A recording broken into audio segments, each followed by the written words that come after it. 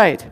So we're now in the month of February, and all of Centers for Spiritual Living is sharing the theme of oneness this month. The idea of seeking the common good, to seek the common good. And, you know, it's also Super Bowl Sunday. How many of you are football fans? Oh, you know, we got a fair number of football fans. It used to be that when it was the last Sunday in January, I could always count on there being a light crew in church because people were home making their guacamole and getting ready for the game. And so it reminds me of a story of a guy who went to the Super Bowl one year, and his tickets were, he was sitting, you know, in the nosebleed section. That's a whole different area code from the field. And as he was watching the game, he saw that there was an empty seat right down on the 50-yard line in the auditorium, and he thought, wow, who would have tickets like this to the Super Bowl and not be using them? So it remained empty. At intermission, he went down there to see if he could snag that seat. And there was an older man sitting in the seat next to it, and so he said, is this seat taken? And the guy said, it's available. And so he sat down in the seat and he said, this is so great. I'm so excited to be here. Look at this, right on the 50-yard line. Who would not come when they had a ticket to this game? And the fellow said, well, actually, that seat is mine also. My wife always used to come with me to the games every year, and this is the first time. She passed away recently, and this is the first time in 25 years she hasn't been here with me at the game. And the fellow said, oh, I'm so sorry. That's really sad. But couldn't you get somebody to come with you, a neighbor, a friend, or relative? He goes, no, they're all at the funeral.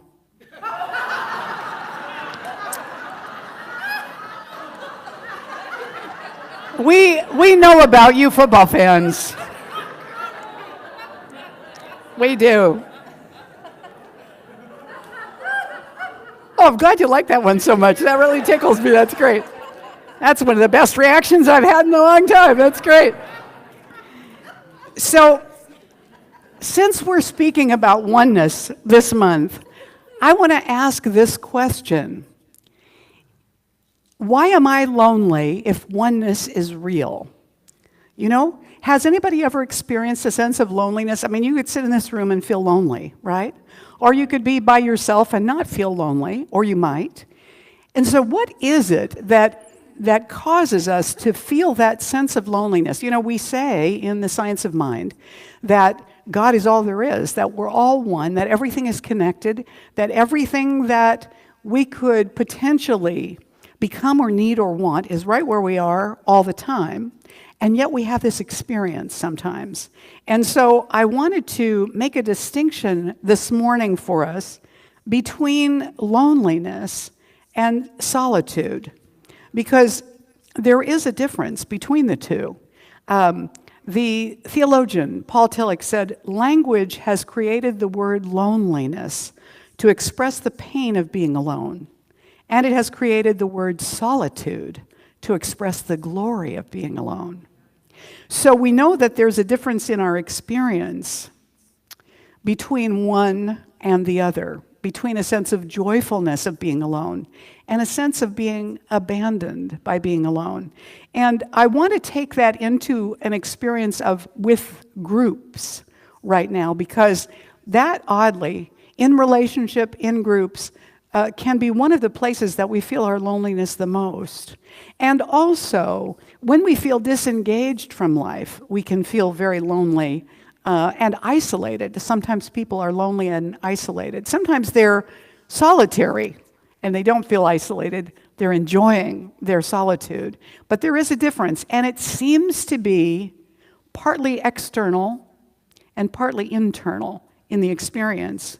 So what do belonging and inclusion feel like? How do we know that we're part of something, that we're welcome, that we're wanted, that it's home for us, it feels right? Well, we get a sense that we are wanted and welcomed, that we're greeted by name and we're included in conversations and activities, we're invited along, so we feel seen. Does this make sense?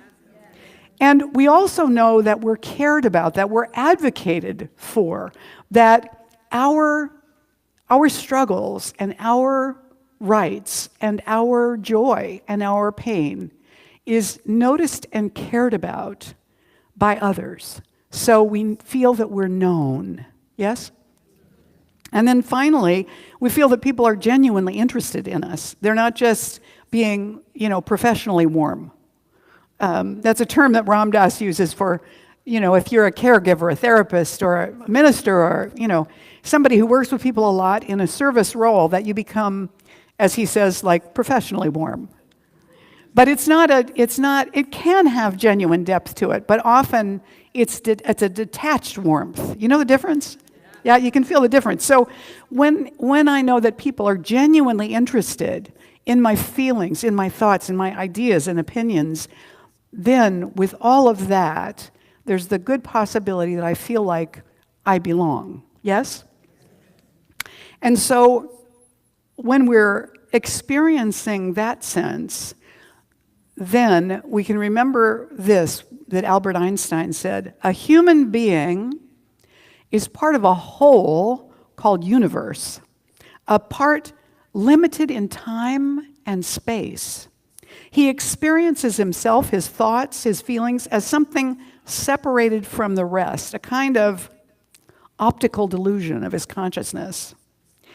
The delusion is a kind of prison for us, restricting us to our personal desires and to affection for a few persons nearest us. Small circle, right? He says our task must be to free ourselves from this prison by widening our circle of compassion to embrace all living creatures and the whole of nature in all its beauty. Interesting that Einstein would be the one to say that. And yet, that's what happens when we enter into that awe of nature, that kind of solitude, where rather than feeling like we're walking out there all by ourselves, we feel connected to all of the life around us, the trees, the birds, the ground, the little bugs, the butterflies, all of it, the creepy crawlies to the winged things. We feel connected to all of it. And there's a recognition that within that, we are included. And so this sense of belonging can be fostered by people that you're around in groups who treat you as if you matter and who see you. But it's also possible to be in that situation and not receive it. Does that make sense? You ever been in that situation where everybody's loving you up and everything, but for some reason you are still feeling separate from them? You might be in a place of judgment or resistance or fear or who knows. So we can't actually be included if we don't take down the walls, if we don't let in the invitation, if we don't show up and respond and participate. So this is the entrance to Diagon Alley in the Harry Potter books.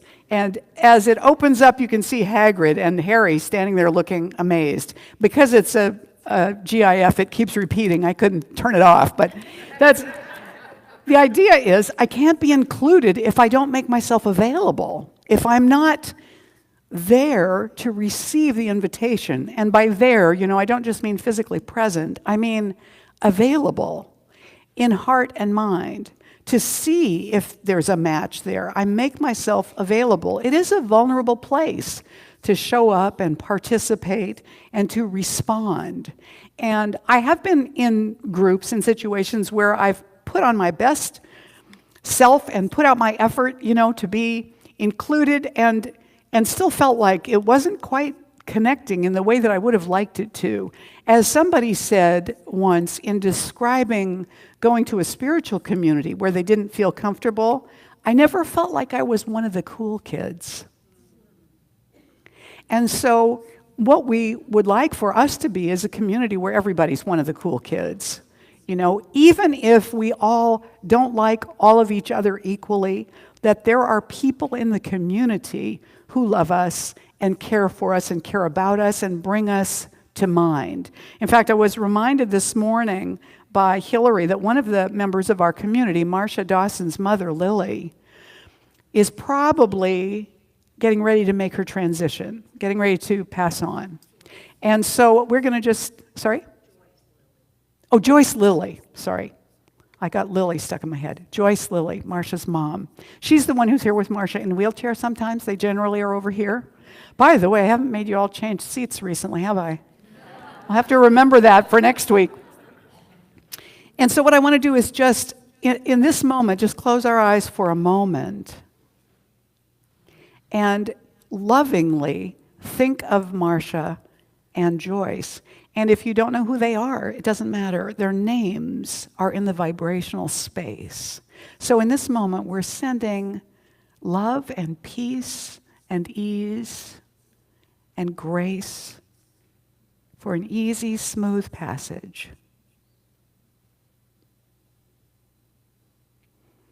And for peace and ease for Marcia. Thank you. That is something we want to remember to do for each other, to help each other to know when something important is happening for someone, whether it's a celebration or something that they're struggling with or mourning over, that if it's okay with them for that to be known, that we express to them our love and our care about that, that we seek out to make others welcome. You know, it's interesting. One of the things about feeling included and part of something is our own action, the way that we take action. So we find that in every one of the great faiths of the world, there is some version of the golden rule. Do unto others as you would have them do unto you. So part of belonging and feeling welcome and enjoying being with is the action that we take to make others welcome. When we see that someone is by themselves and doesn't have anybody to talk to or looks new, not somebody that we recognize, that we take it upon ourselves as part of our responsibility as members of the community to say, hi, welcome. Who are you? How did you get here? We're so glad you're here this morning. If you're sitting next to somebody who's here for the first time, make sure they know you're glad they're here. And I remember the first time I went to a center in Seattle. And coming from a Catholic background, I was a little nervous about going to this non-Catholic place to begin with. And then the message was so deeply what I really believed, I almost couldn't keep my mouth from dropping open. I mean, never expected church to say stuff like that. And I was just stunned because it felt very welcoming and homey to me. And I was standing next to a little white-haired lady with bright blue eyes who heard me singing and grabbed me after the service and said, you should come and sing in our choir and let me introduce you to the minister. And she dragged me over to the minister immediately, which I wouldn't have done as a person there for the first time, sitting, midway back somewhere, pretending to be invisible. But I was seen in a good way. And then I was welcomed, and it felt wonderful. So it calmed a little bit of my worries about the potential evils of going to a non-Catholic place, as I was stepping out in my spiritual journey. I mean, we chuckle at that, but it's a big transition for people to leave any kind of traditional faith that they've grown up in, particularly ones that are very structured, and to go forth even looking, let alone to walk into places that might be on a different path than Christianity exactly is. So we want to ask ourselves, what's my part in moving from loneliness to belonging, or from loneliness to solitude? So part of what happens in community is that we become the action of making others welcome. And then also in community, we can ask ourselves the questions, am I seen here? Am I known? Do I feel welcome? Am I a good match with the vibration of this group of people? Do I feel like I fit, like I belong in this environment? And when we are out in the world, or we're in nature, and we're alone, we can bring ourselves back to the recognition that everything around us is conscious and alive. I was in Hawaii a number of years ago, and I was deep in thought, and I was walking on the beach. This was in Oahu on the North Shore. And I was walking on the beach, and it was completely clear, gorgeous day, but there was nobody out there but me. And I was looking at little shells and walking down the beach, but mostly I was just looking down and thinking as I was walking. I had a lot on my mind. I wasn't really noticing what was around me. Do you know how that is? And all of a sudden, on my path, there was a man walking toward me, a Hawaiian man, and he looked at me and he said, "Why are you looking down?" He said, "You should be looking up and noticing everything that's around you. It's all noticing you." And it really struck me, and this was years ago, and I've never forgotten that. It was the awareness that we live in a conscious universe. Scientists are actually starting to think about that now and look at that as a possibility, that the universe is a living, conscious whole. The universe, not just Gaia, not just our planet and everything on it, but all of it, that the very space in between has awareness. If we begin to explore that idea, we never could be alone. We might feel alone, either solitude or loneliness, but actually we're not alone. And I think part of the challenge in that is that when we feel lonely, and we would rather feel joyful in our solitude or included in a group, is to turn our attention from our judging mind about how other people are receiving us or what they think of us or if we're pleasing them, to turn our attention instead to there's something more fundamental and deep that's going on. And it's beyond just our interactions with each other. It's also in our interactions with everything. What would our days be like if everything we touched, everything we used, everything we looked at, and everyone we considered as part of that conscious whole, that consciousness that we come from, that everything came from? So on some level, it's not odd at all to get the idea that all of it is conscious. We're all made of the same stuff, as Posi was saying in her prayer this morning at the opening treatment. In that oneness, we are embedded in the web of life. We couldn't get disconnected if we wanted to. It's not possible. And so where does the shift happen? It happens in our choices, and it happens in our awareness, and it happens in our practice. So when we choose to include ourselves with a group of people that don't see us, don't know us, don't welcome us and let us belong, in a sense, where we always feel invisible, to keep going back to that place again and again, hoping that they'll like me better today, that's a choice that puts us back again and again. If we have been a welcoming presence, if we've become an invitation ourselves, then we have that possibility of discovering that God is always present. Ernest Holmes, our founder, wrote in The Science of Mind, "There is a place in the mentality, in the heights of its greatest revelations, where it throws itself with complete abandon into the very center of the universe.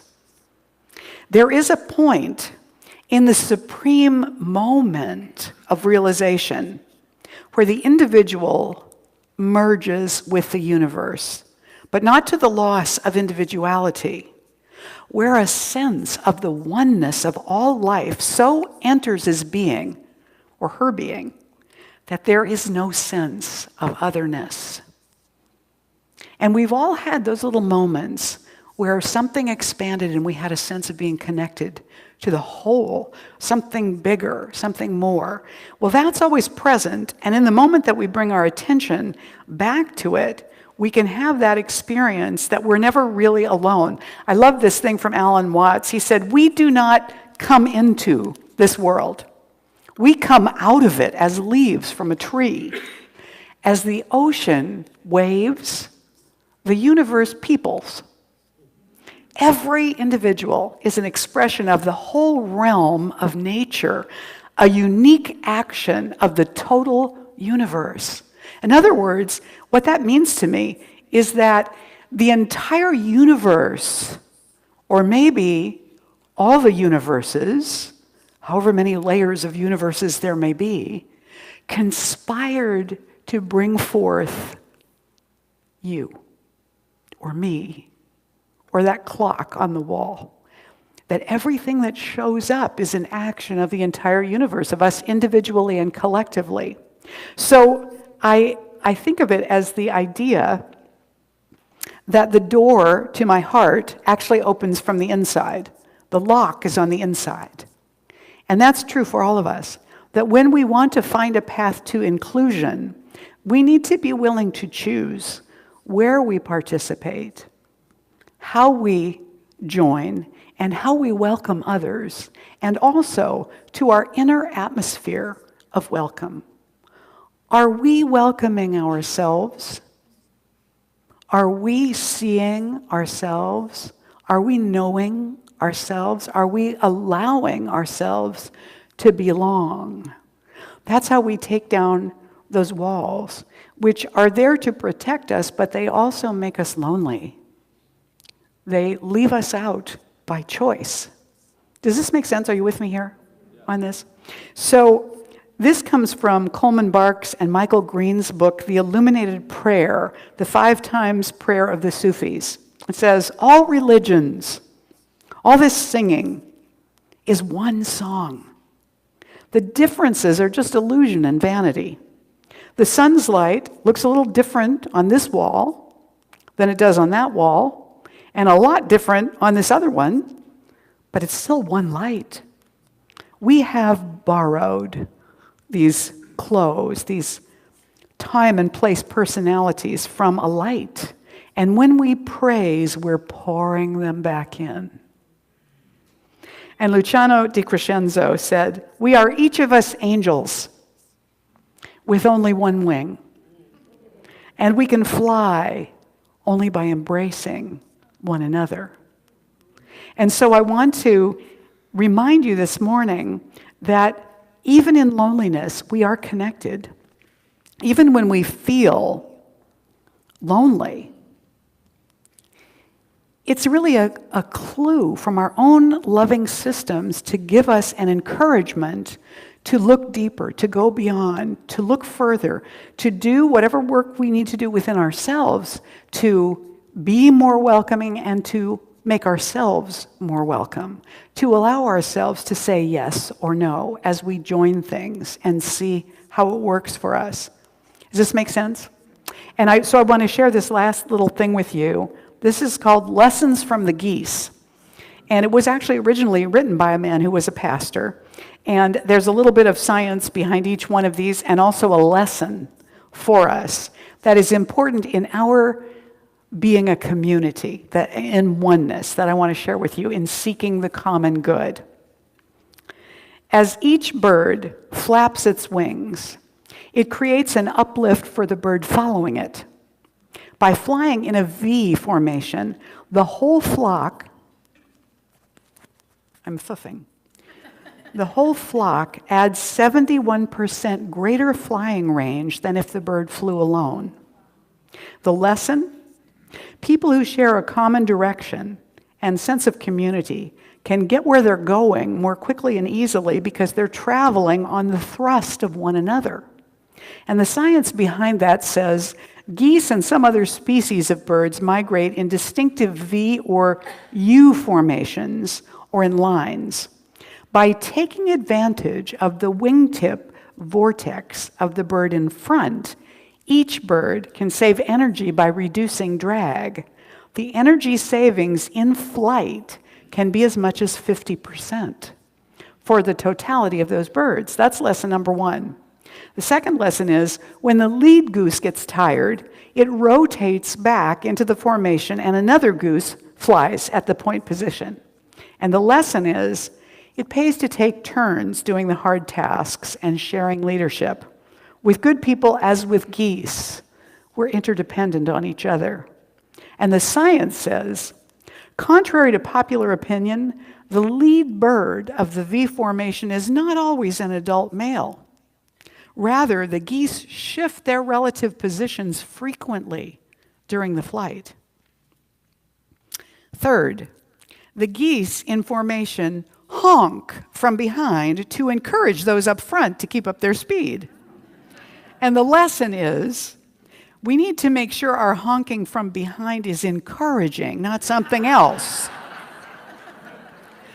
And the science behind it is, migrating geese make loud honking noises called contact calls to help them stay together. And the fourth one is, when a goose gets sick, wounded, or shot down, 2 geese drop out of formation and follow it down to help it and protect it. They stay with it until it dies or is able to fly again.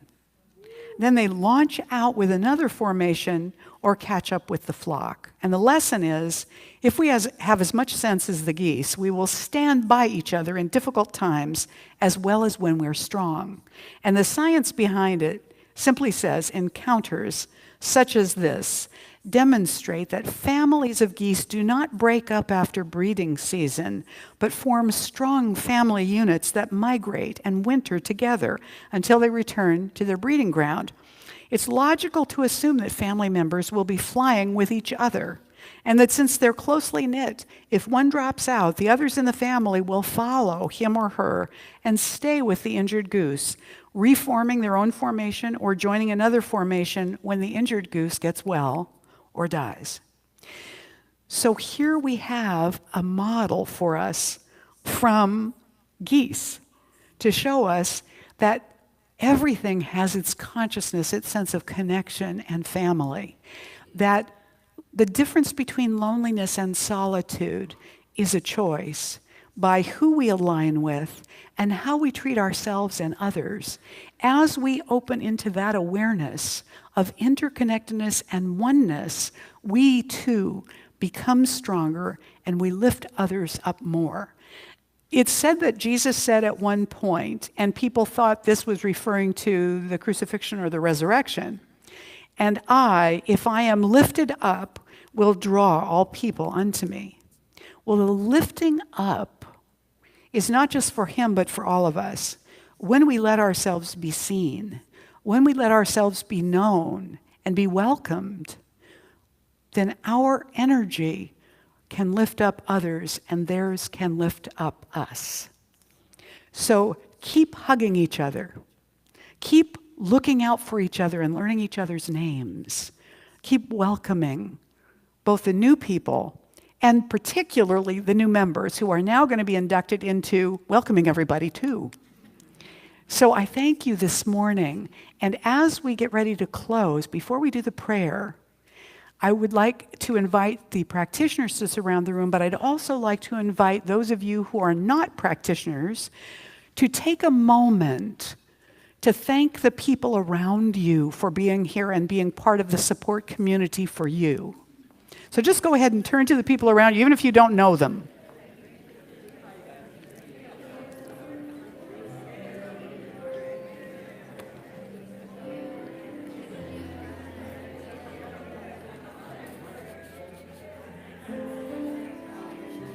All right.